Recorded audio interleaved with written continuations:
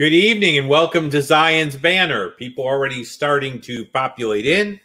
It's been an interesting and exciting sort of week. Happy birthday to my wife, who is out having dinner for her birthday.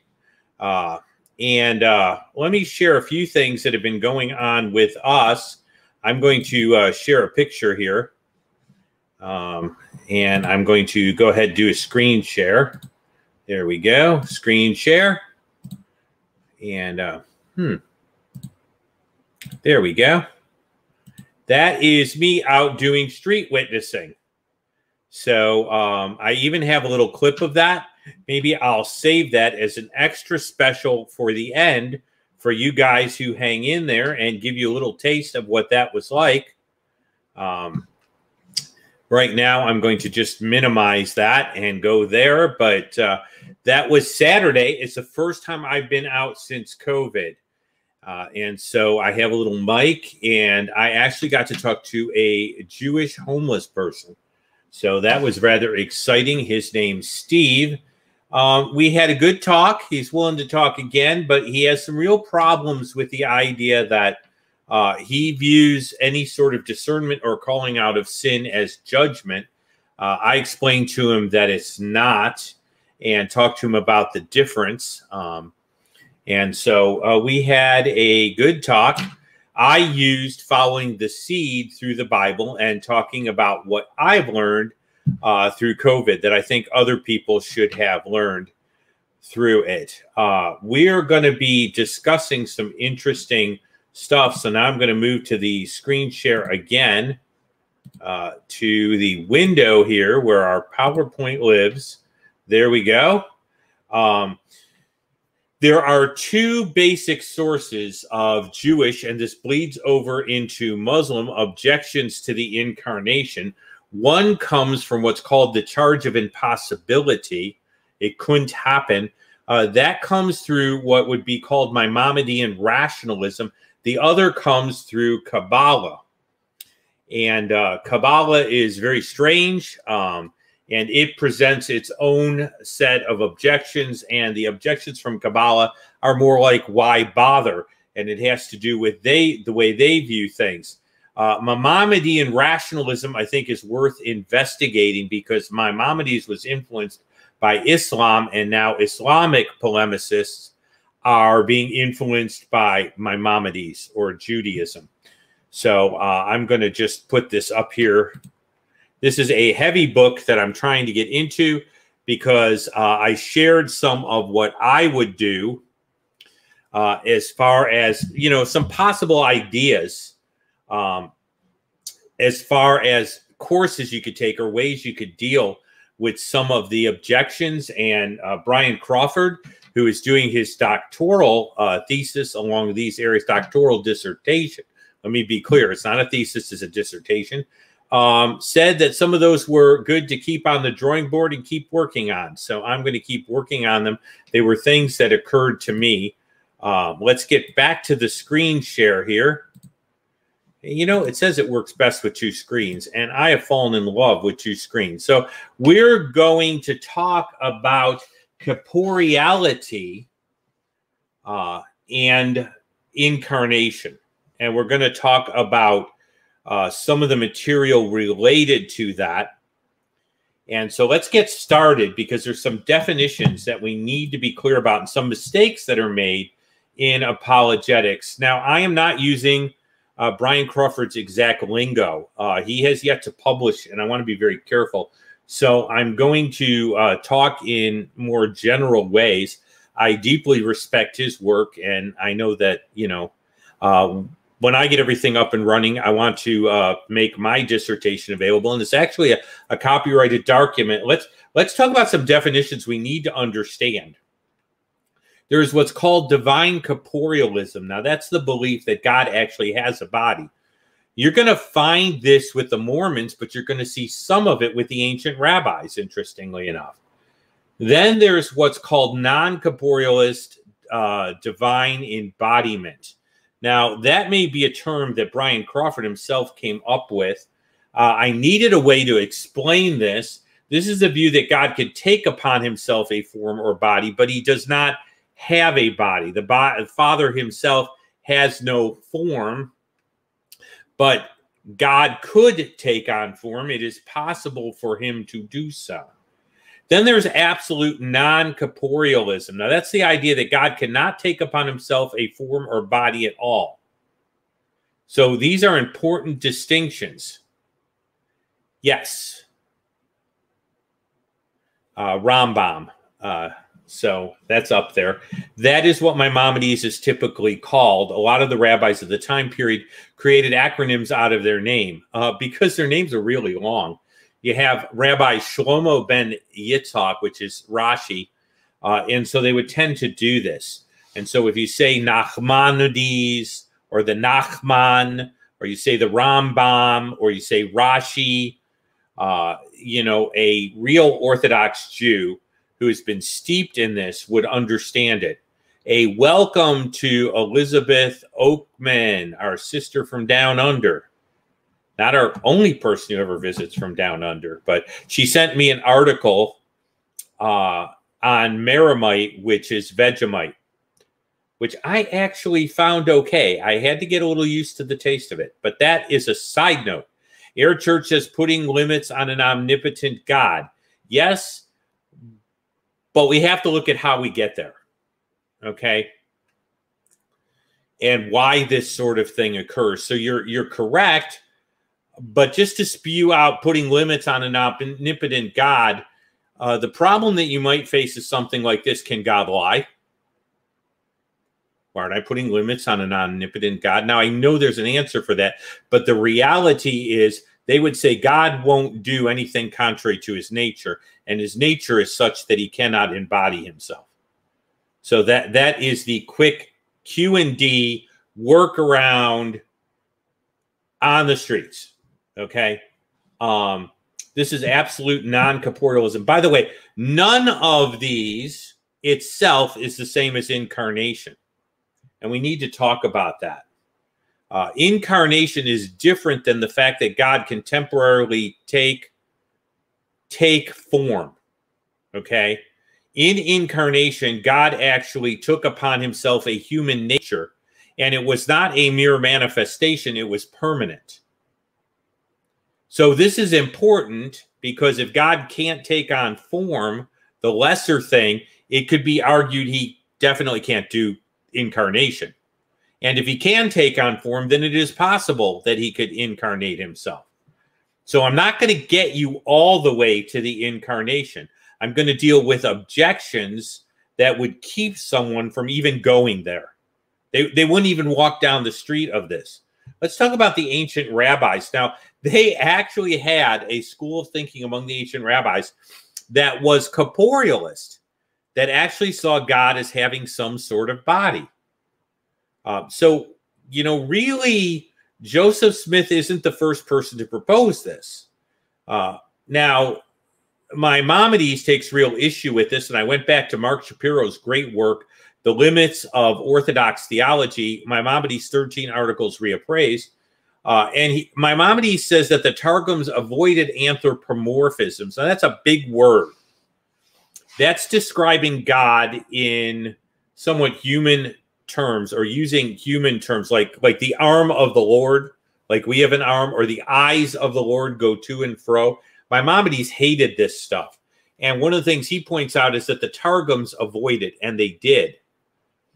But that's not the case with the Talmudic and Midrashic literature.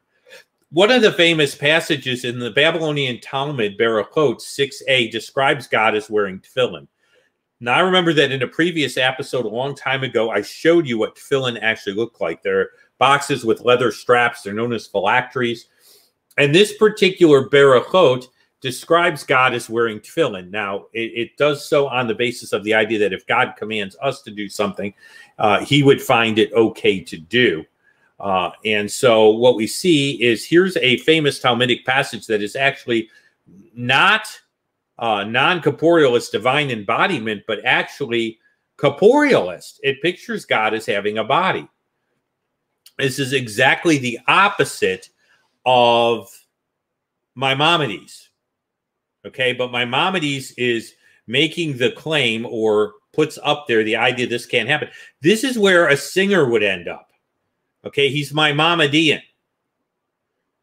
Singer doesn't strike me as being deeply into Kabbalah, although he has made statements that are Kabbalah-like in terms of the sacrificial system uniting the physical and the spiritual. That's almost Kabbalah. It almost sounds, you know, kind of funny like that.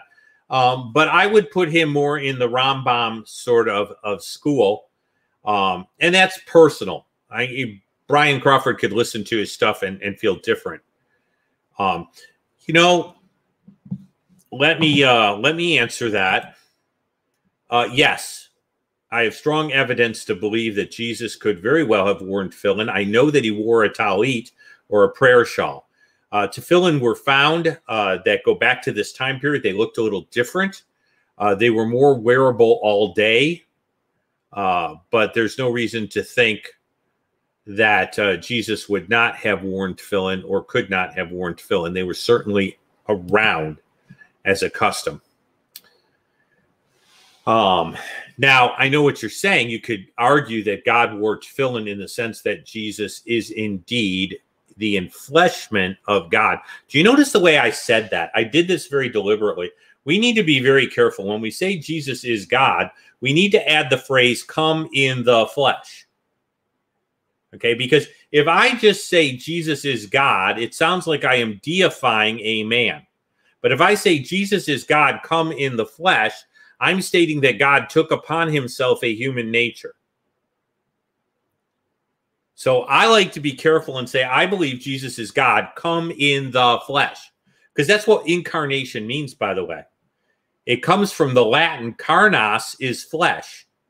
I hate to gross anyone out, but if you've eaten chili con carne, that's chili with flesh. It's chili with meat. And so I like to be clear about this. What I want you to see here is, unlike Maimonides, there is Talmudic literature that actually goes as far as being corporeal. Now, I think the rabbis were wrong about this, but the reason they did this is because they saw phraseology that was anthropomorphic, and they took it very, very literally. So they seem to go too far one way. Maimonides is going to go too far the other way. So let me, sorry about that. I need to go to the other location here. There we go. Mark Shapiro quotes Elon Gershon Gottschein. In all of rabbinical literature, now catch this, in all of rabbinical literature, there's not a single statement that categorically denies that God has a form or body. Now, I am not corporealist. I see major problems with that. What I am saying is, on the spectrum of Maimonides, on the other end of the spectrum, we have some of the ancient rabbis. And remember that Maimonides corners Judaism, and all of Judaism today is really pretty much post-Maimonidean. When we're dealing with the Hasidic Jews, we've got Maimonidean thinking, and then we've got Kabbalic thinking, or Jewish mysticism. Okay? Now, I do want to be honest with history. You're going to find me doing that. I could do a hard and fast. What really bothers me is when somebody does a hard and fast and deliberately ignores information. I have to be honest with the history. I have to be honest with things. This is not the only view the ancient rabbis held. I can't say they were all corporealists. See, a general sweeping statement like that could be easily countered by someone who knew the history. And I would be setting myself up for the counterpunch. All right? There were anti-corporealist comments by the rabbis too. The point is that the ancient rabbis, being corporealists, did not have a problem with the idea that God could take form or embody himself in some way. In fact, they were over on the other extreme. Now, they were on that extreme because they did not know how to deal with anthropomorphic pictures of God. And by the way, we need to learn to deal with those things too. And I might save a methodology for later. Let's talk about Moses Maimonides, or the Rambam. The way he views God is the Ein Sof. Now, that's a term that comes up a little later, but it's the unknowable one. It comes from the idea of Ein, and Sof is to count. It can't be counted. It's unknowable. He treats God as wholly other. Okay? He construes divine immanence, and it's actually divine transcendence, as absolutely unknowable. In other words, he minimizes God's immanence, which is a later argument that I think is worthy of consideration, that the Bible equally talks of God being other and God being with us. But his view is that God is totally transcendent. Now, this is exactly where Islam goes. Okay? Islam postulates an Allah that cannot enter his creation. Allah is totally transcendent. He does not enter into creation. The Maimonides' view and the Islamic view come together here. This is his third article. I got it off the Chabad website. The Chabad website is a Hasidic, and they don't call themselves Hasidic, Haredi website. In other words, they're a sect of this. So how do I know that the Hasidics have Maimonidean thinking in their heads? Because the Chabad website, which is a Hasidic or Haredi website, actually contains the 13 articles of faith. Now, if you run into an Orthodox Jew, okay, he is going to pretty much poo-poo the incarnation on the basis of this. I believe in God's, and it's actually ma'amim. I believe, and it's often translated, I believe with perfect faith in God's non-corporality, nor that he can be affected by any physical occurrences such as movement, rest, or dwelling. So what Maimonides has ruled out is God can't dwell, God can't come or go, and God doesn't rest upon anything. Now, that's interesting because we could say non-corporeality would refer to God taking on a body, but not God taking on form. But we see the way Maimonides worded this, okay? For the purposes of this presentation, it must be noted that when Maimonides rules out God taking on human form, he rules out God taking any form.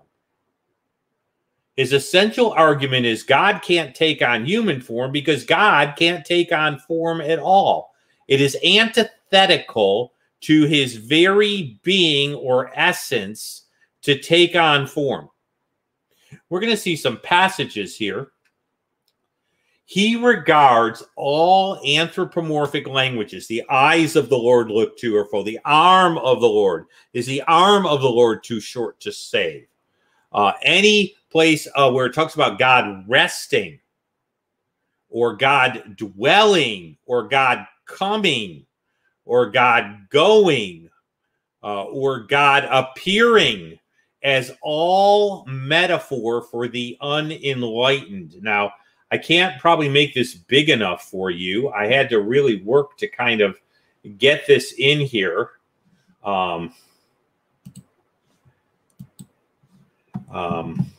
You know, the thing doesn't always jive as to where I'm at.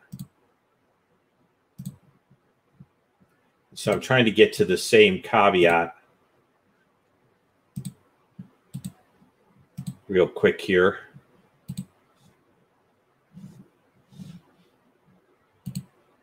All right, I'm going to try to move this down a little just for sake of crunching it. There we go.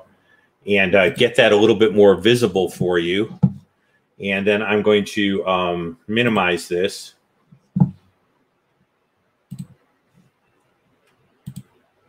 There we go. And it should be a little bit more visible.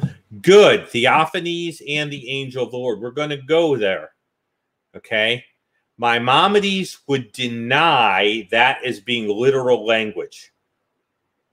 All right. He would have a real problem with it.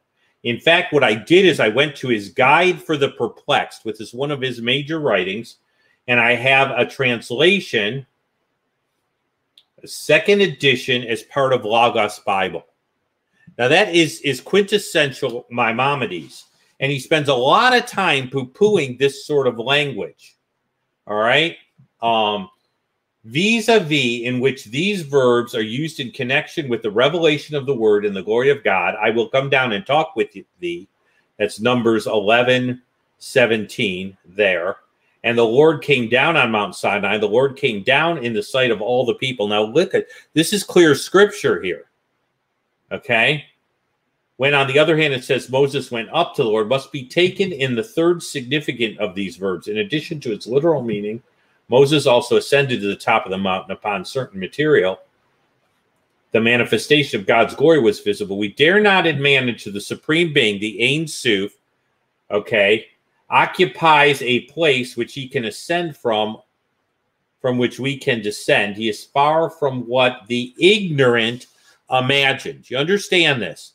This is unenlightened language for those to understand God who couldn't understand him any other way. This is unenlightened language. This is not for the really spiritual. This is for the less spiritual who couldn't get it any other way. All right?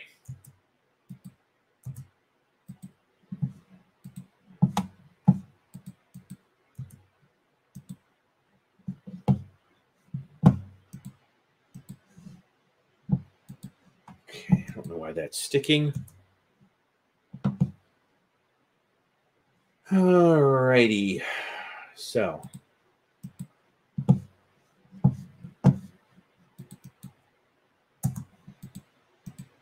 this does not want to move. All right, we will go to Plan B.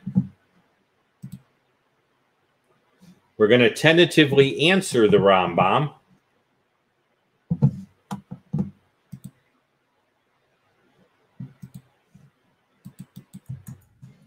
Computer's freezing all of a sudden.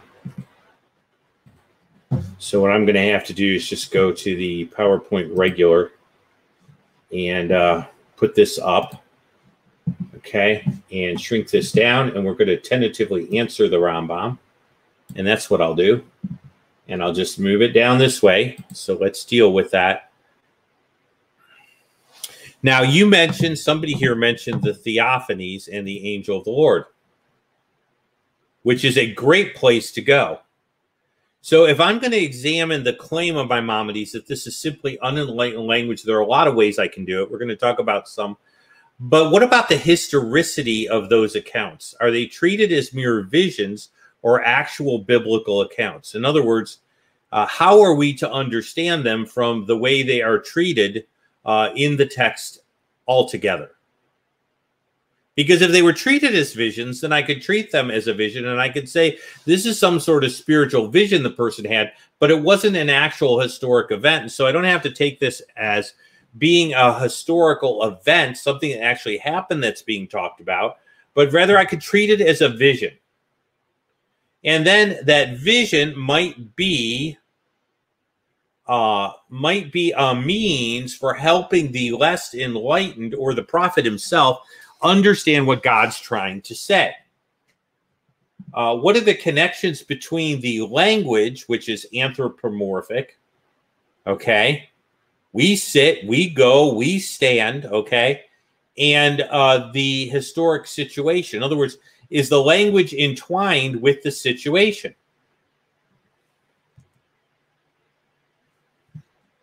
And it's raining down in Australia. It's so weird of it thinking being winter there, but it is. It's 100 and something in Phoenix, and it's not raining. Now, the Rambam himself, in his passage, when we went to it, is going to take issue with Genesis 17. So that's one he's not going to like. Okay? And so he actually mentions Genesis 17. And so I'm not going to pull that clear. I'm going to just leave this yellow. It's not contrary to any fundamental principle of our religion. I would say that, yes, it is, but okay. And I'm going to go to 1721. So I'm going to remove the Rambam for right now, because I want you to see the text, because we need to deal with this text. Okay? And we're right around 21. Okay? Now, let me go to the beginning of this text, because the way we deal with this sort of stuff is by looking at the context. So if I go up to 17 at the beginning, just to get a feel for what's going on here, non-PG moment, stuff's going to come up. We see anthropomorphic language in a sense there too. All right, the Lord appeared. Now, what we have here is a reestablishment of the covenant. So this is a historic event where God reestablishes the covenant with Abraham. Very important to Jewish history, very important to Jewish thinking. This is not like a small text. We also see the when. See, I want to kind of point out the when. Vayehi is the Hebrew for the Hebrew folks here. Okay, and it happened. Now, that's important. And it was. And what this points out here is that Vayehi is used to indicate actual narrative. It's not like an Abraham went into a sleep state and had a vision. Abraham had a vision of. This is Vayehi. So what we're talking about appears to be a historic event. Okay. Abraham's response here in 17 seems to be an honest response to God actually appearing. Why is Abraham falling on his face before a metaphor? Okay, I mean, in other words, this is not a vision. This seems to be an actual historic event. His name is changed at this point, and we know him as Avraham if you're Jewish, not just Avram. And God's promise to establish. Now, remember, the covenant is established in Genesis chapter 12. This is really a reestablish, to cause to stand firm, okay, is the idea here. Okay, we'll pull it up here, to stand up, to remain firm. And it's in the causative. That's just so you can see that it's in the causative there, the hipheo. So it's caused to stand or to stand firm. Again, this looks like a real live incident, doesn't it? It looks like an incident to me. Okay, and this is the background. Now, what's instituted here is circumcision. That's why I said this is a non-PG passage. I remember being at a church, and an old woman once said to me, she asked me what circumcision was, and I said, that's a great question for your pastor, and ducked it completely. But I wasn't quite prepared to try and kind of explain this to this 80-year-old woman. So I'm not going to spend a lot of time. Let's just say it's a surgical operation on a rather private place. All right. And of course, Sarah's name is changed. Changed on the basis of what? Changed on the basis of a vision? No, changed on the basis of some sort of actual incident. Okay, now this starts with God appearing. Now, see, Maimonides would have to say that's just language for the spiritually uninitiated so they can picture what's going on. But we see language of an actual event happening here. So this seems to be an actual event. And so what Maimonides is focusing on is this verse right here. Because this indicates that what God went somewhere. Okay, that he actually went up, or he changed location. The word here is the word we get aliyah, to go up from. All right. And what Maimonides is reacting to is for God to go up or go somewhere, if he's everywhere, he had to take on a form. Okay, I'm glad that Norp is here, and I understand. When you watch it, you know, click the like and all that great stuff. This is what is being objected to here. When Maimonides talks about God's non-corporeal, God can't take form, and if he can't take form, he can't go from somewhere to somewhere. And if he can't go from somewhere to somewhere, he certainly couldn't take on a human form. Now, we get this all the time in Islamic circles, too. So it's that same sort of rationalism that we're seeing here. And so now we can start asking questions, but we've looked at the text and we see what appears to be an actual... All right, we'll go back to plan B. Okay. What we see is what appears to be an actual section here. Okay, and it looks like this is history, and it's not small history to Jewish people. This is major history. This is important stuff. All right. Now, look at what he says. Remember, I said he had trouble with this? God went up from Abraham, when on the other hand, it says Moses went up to God. And this is the whole thing.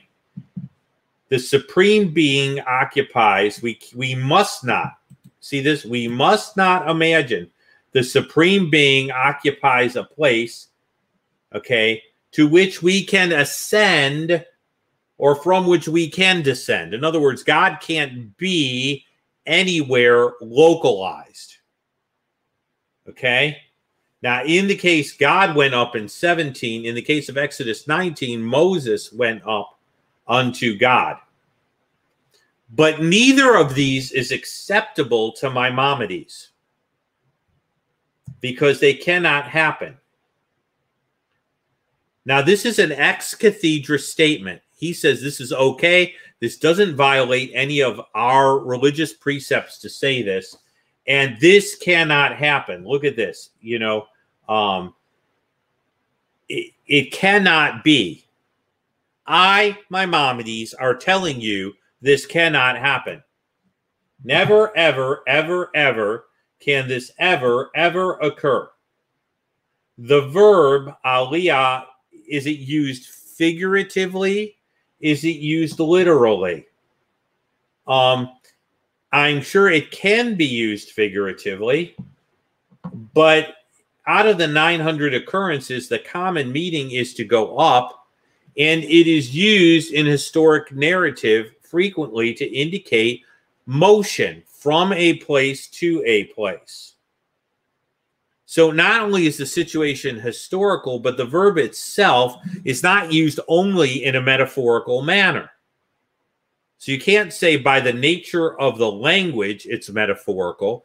By the nature of the context, it's metaphorical. We don't have a basis for saying that at all. Now, why would Maimonides do this? Well, he's wrong, but there's a reason he's trying to do this. He's trying to guard God's transcendence, which is why the Targums tend to do this. And he believed that to guard God's transcendence, now that's a big word, God's otherness.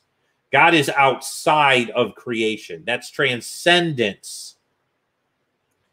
God entering into his creation or affecting that creation directly is what we call immanence. Okay?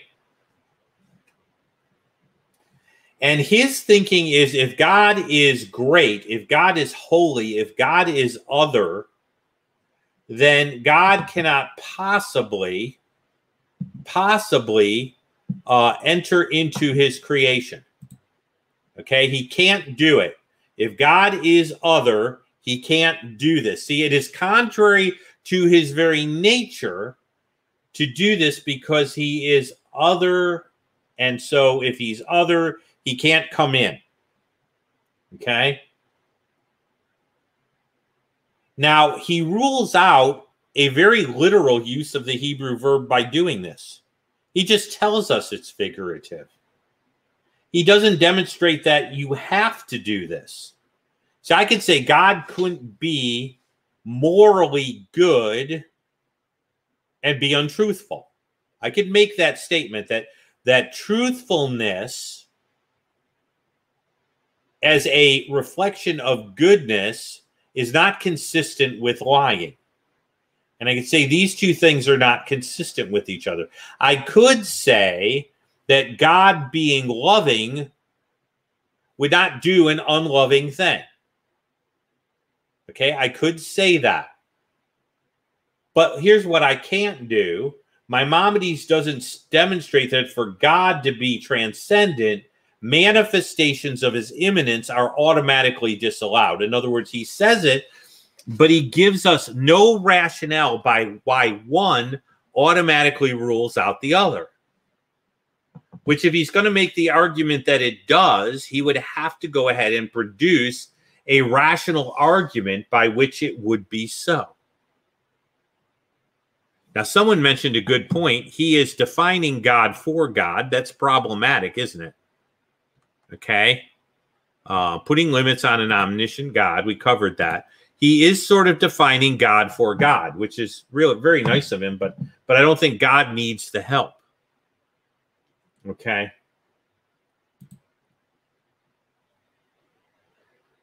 So let me go down.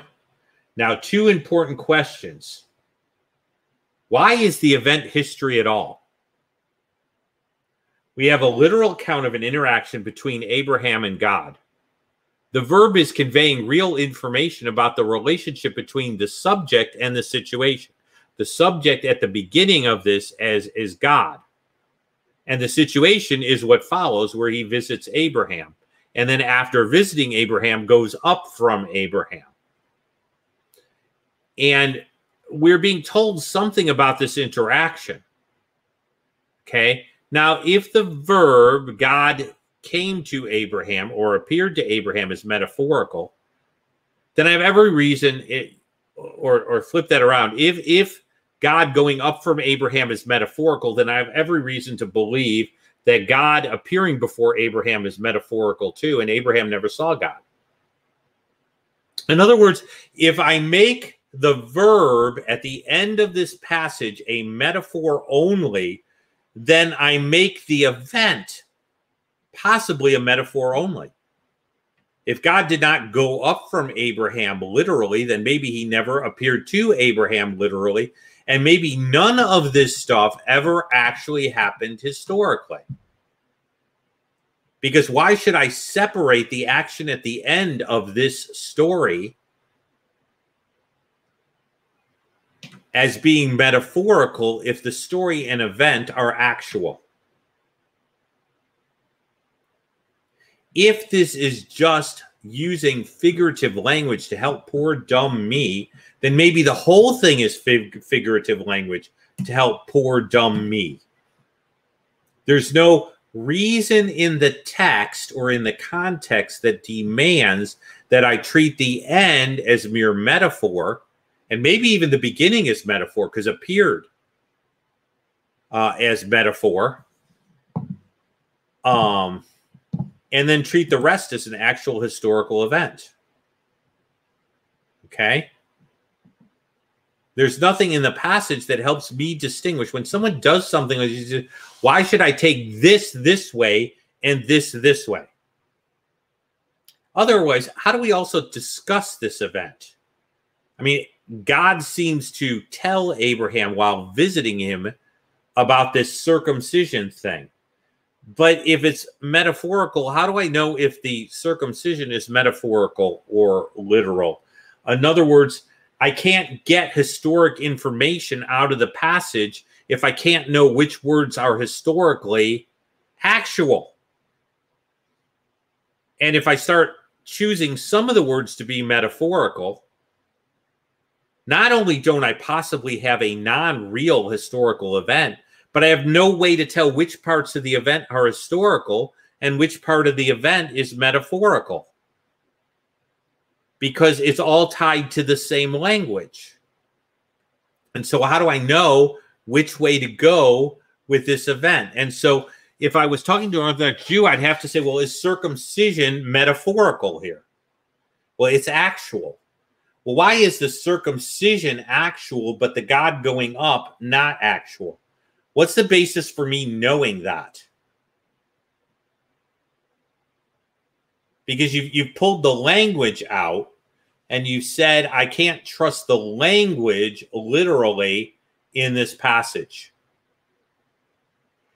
if we're going to use allegory, we have to have an exegetical reason within the passage to do so, or the literal meaning has to be understood in other than a purely wooden literal way. And I have to have a reason that I'm doing that. If you don't have a reason for doing that, then it becomes arbitrary. So the first problem is this arbitrariness removes the historicity of the event, because none of it can be trusted as other than being mere metaphor. And it removes the ability to get actual facts from the incident, because we don't know if some of it's metaphor, which parts are metaphorical only and not actual, and which parts are actual. So it ends up creating a situation that becomes untenable in the passage. It isn't necessary because we have no evidence from the passage that guarding God's transcendence or any other passage requires it. Okay? Now, this is embodiment type language here. And we haven't even touched on the angel of the Lord and what that means.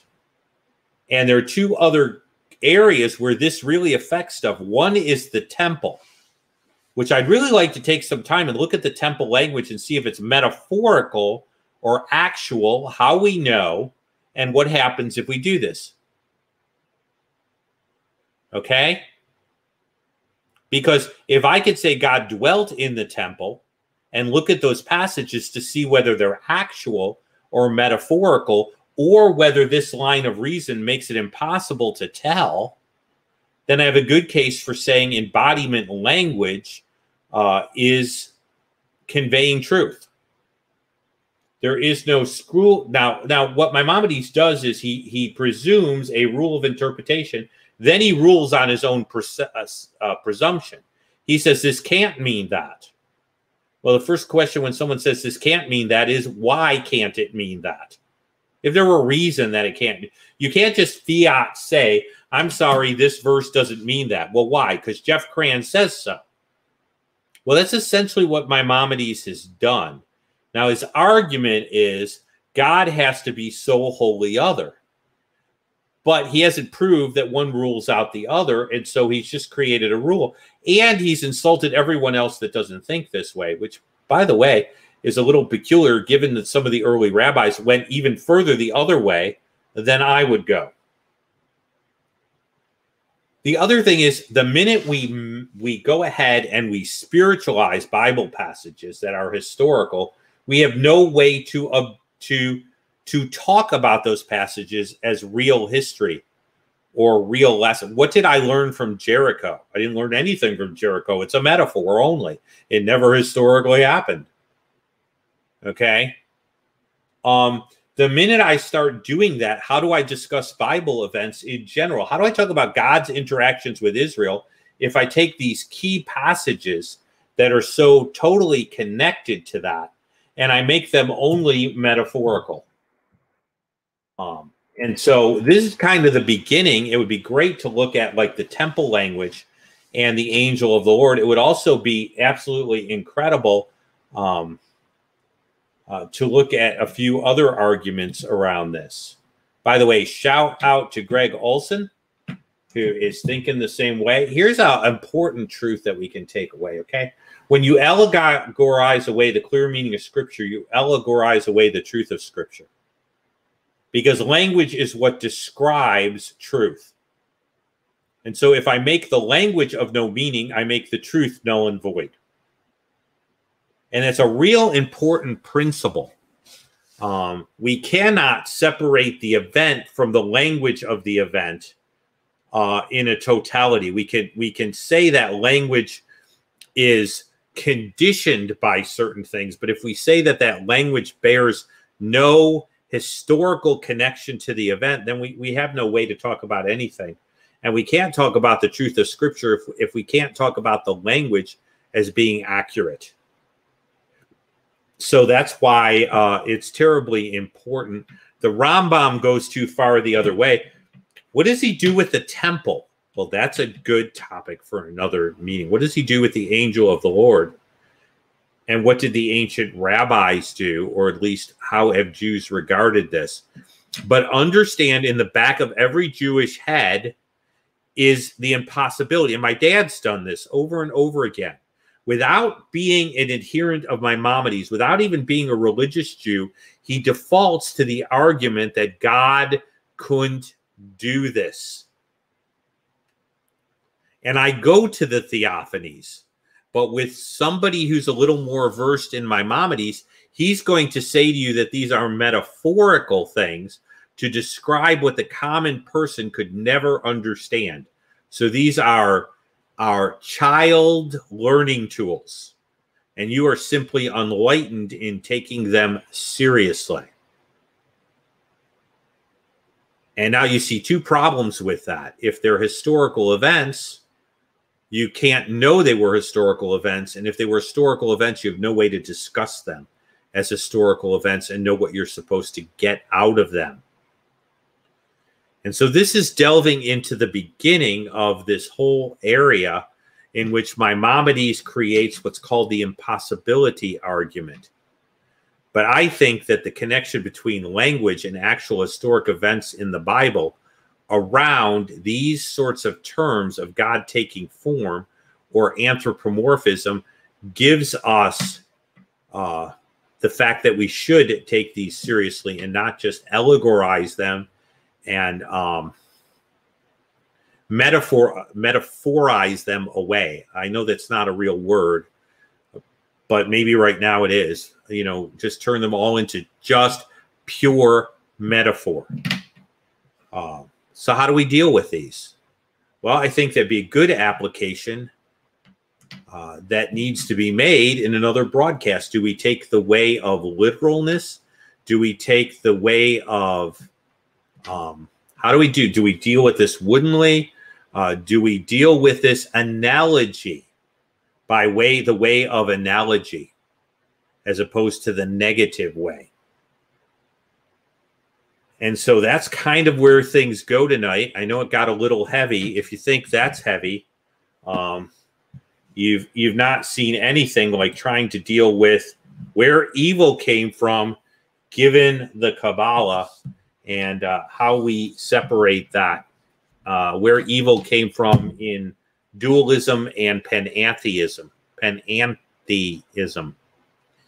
So we have a whole other range to go ahead and deal with this. Let's just look up and down the list. I know some people had to leave. Some people came. Maybe other questions came there.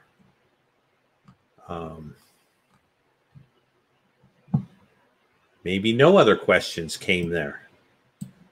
New comments. Whoops.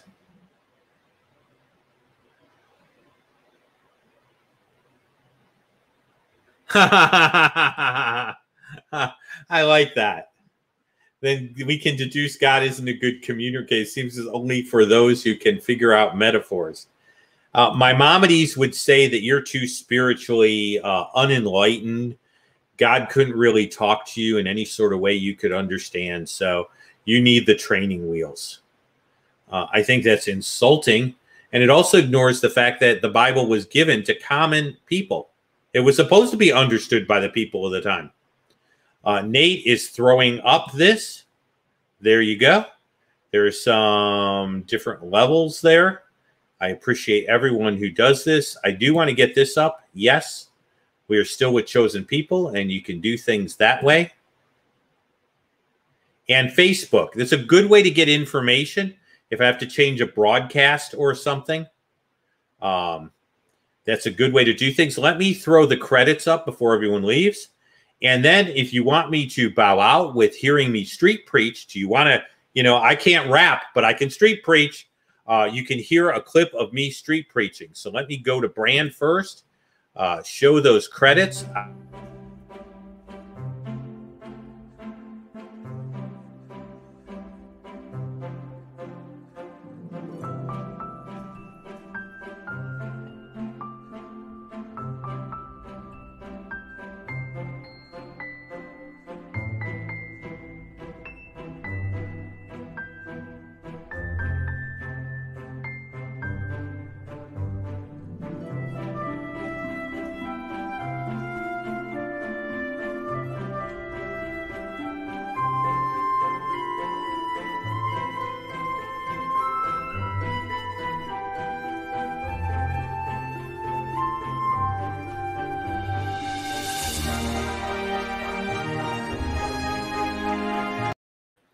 Okay, let me get that street preaching. I'm going to have to do a screen share.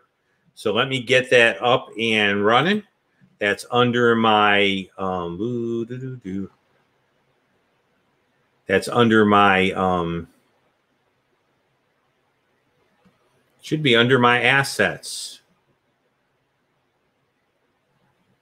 So let me put that up there and see if I can get that.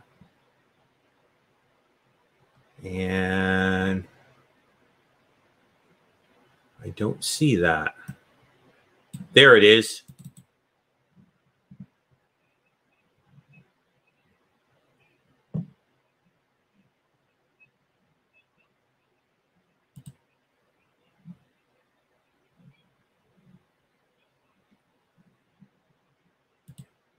Okay, let me get that set up here.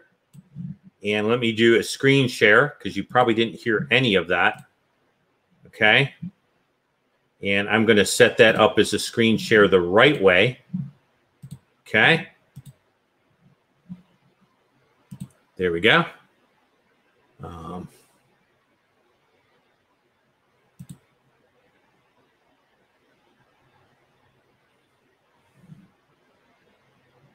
See if that does it. Nope, that doesn't do it. Well, we may not be doing that. Should share screen. Okay.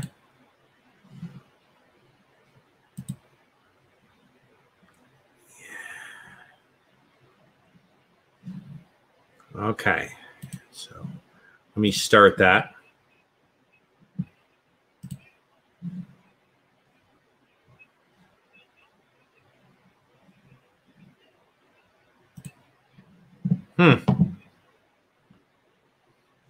Okay. It's not sharing. So I'm going to stop the sharing. Nope. Okay, so the other way to do it is to bring it in as a clip. And so I'll give one shot at that. I don't know why, but Windows doesn't like that. So I'm going to see if I can do this differently. You guys can either hang in there and give me one more shot at this or not. I don't know why, but every so often I have a problem. So let's do an open with.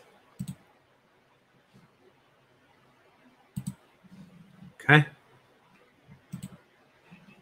Okay.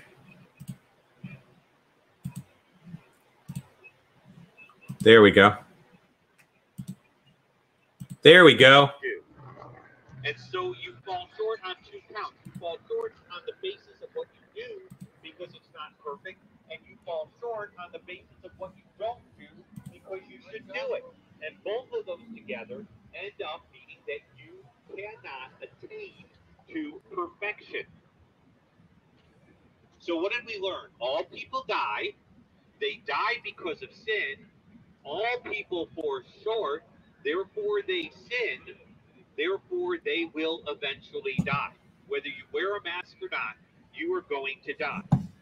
Well, we got something that helps us with all that, right? We got science. Science will save us from death. Well, actually, one of the other things I learned from COVID is science can't save you. Now, science is a useful tool, okay? Just like a spoon is a useful utensil. But the reality is, if anyone died during COVID, science didn't save them. In fact, the amazing thing to me is that one of the most powerful countries in the world was totally locked down, bound, tight. Jobs were lost because of something so small that you can't even see it in a microscope. Science is nice. Science is helpful, but science can't ultimately save us, and it cannot give meaning to our lives. You know, in hearing about some of the people who had relatives dying in the hospital that they could not visit during this past crisis, could I really go up to them and say, okay, so sorry you couldn't be with your loved one while they died, but feel good about it because science has the answers and you should feel fine. Science can't even give meaning to your life or to the things of your life. So where do we find the solution? Well, you know, when the problem started, the solution was given. Way back at the very beginning of the story in Genesis 3:15, our first parent, and I don't have any embarrassment saying that, her Hebrew name was Chaya. Her English name is known as Eve. She was told that God would correct the problem that was started by a seed. Now, a seed there isn't an acorn seed, it's a person. It's a seed of people, and people bring forth other people. Okay, I'm going to remove that and stop sharing. And that's just a little taste. And then I traced the seed through and talked about the seed being uniquely the seed of a woman, talking about a virgin birth, and the seed taking the penalty for our sin, and the seed being of David. And so that's basically where I went. So thank you for hanging in there. I had to use VLC, but I'll see you guys, some of you tomorrow. And a shout out to everybody. I don't know, just a shout out to everybody who made it. This was great. And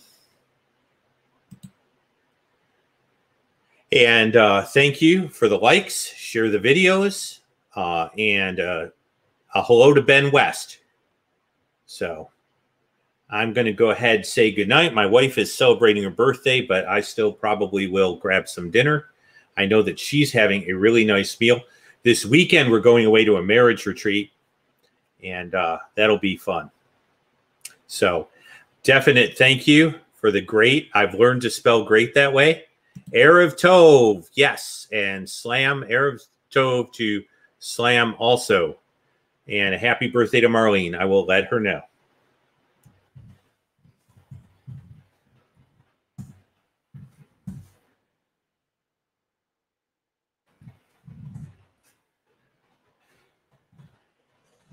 Looking forward to seeing some of you tomorrow. Have a good evening.